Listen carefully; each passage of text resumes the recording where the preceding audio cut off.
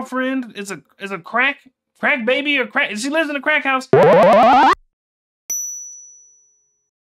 All right, today I'm checking out Ice Cube. I'm listening to the song Once Upon a Time in the Projects. Let's get into it. Once upon a time in the projects, yo, I damn near had to wreck a hoe. I knocked on the door. It's Ice Cube, come to pay a little visit to you. And what's up with them niggas in the parking lot? She said, fuck them, cause they get sparked a lot. I sat on the couch, but it wasn't stable. And then I put my nights on the coffee table. Her brother came in, he's in the gang banging, cause he walked up and said, what set you claim? I don't bang, I rock the good rhymes. The whole scenery reminded me of good times. I don't like to feel bad, I'm put in a rut by a young nigga that need to pull his pants up. He threw up his set, and then he was gone. I'm thinking to myself, won't this bitch bring her ass on? Her mother came in with a joint in her mouth.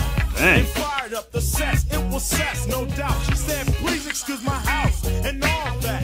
I said, yeah, cause I was buzzed from the contact. Looking at her fucked up black and white. Her mom's picture cause the county check wasn't right. She had another brother that was 3 years old and had a bad case of the runny nose. He asked me who I was, then I had to pause. It smelled like he took a shit in his little drawers. I saw her sister who really needs her ass kicked, only 13 and already pregnant. What? I got my 40 out the bag and took a swig, cause I was getting overwhelmed by baby kids. They was running and yelling and playing and cussing and telling, and look at this young punk belling. I heard her knock on the door without the password, and her mom's got the 12 gauge Mossberg. The nigga said, yo, what's for sale? And the bitch came out with a bag of yayo. She made the drop, they got the $20 from a smoked out fool with wing around the collar. The girl I was waiting for came out. I said, bitch, I didn't know this was a crack house. I got my coat and suddenly.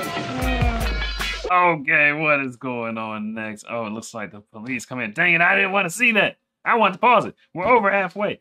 This is crazy. Is this a true story? Who knows? Who knows? But stuff like this probably happens all the time in the hood. I was going to say, what is a bag of yayo? What the heck is that? But then he said, I didn't know this was a crack house.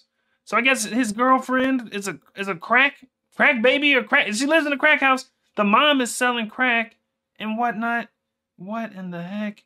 That is crazy. So that she's probably some kind of crack baby and this and that. And the way he talks to her makes sense. You know what I mean? That's probably the kind of person who's going to put up with that. You calling her the B word every other sentence. B, I didn't know this was a crack. You know, who is going to put up with that? Probably somebody from an environment that maybe people talk to him like that. But this story is hilarious because it's so shocking. It's not like funny if, like, you know, you actually got to go through something like that, or you live that kind of lifestyle. Not funny. But just the whole shock of it, like the way Ice Cube talks and stuff, is low-key hilarious. It's atypical. Totally abnormal. Most people aren't going around talking like this. The girl I was waiting for came out. I said, bitch, I didn't know this was a crack house. I got my coat and suddenly. The cop busted in, I had a Mac 10, pointed at my dome, and I said to myself, once again, it's on. He threw me on the carpet and wasn't cutting no slack, jumped on my head and put his knee in my back. First he tried to slap me up, wrap me up, rough me up. They couldn't do it, so they cuffed me up. I said, fuck, how much abuse can a nigga take? Hey, yo, officer, you're making a big mistake. Since I had on a shirt that said I was dope, he thought I was selling bass and couldn't hear my case. He said, get out my face, and must have had a grudge. His reply told that bullshit to the judge. The girl I was with wasn't saying nothing. I said, hey, yo, bitch, you better tell him something. She started dragging, and all of a sudden, we all got tossed in a paddy wagon. Now I beat the rap, but that ain't the point. I had a warrant, so I spent 2 weeks in a joint. Now the story you heard has one little object. Don't fuck with a bitch from the project. Motherfucking project, man, ain't a joke. Especially the motherfucking ones in Watson, South LA, boy. Don't fuck around with them projects, boy. Rats will whoop your ass.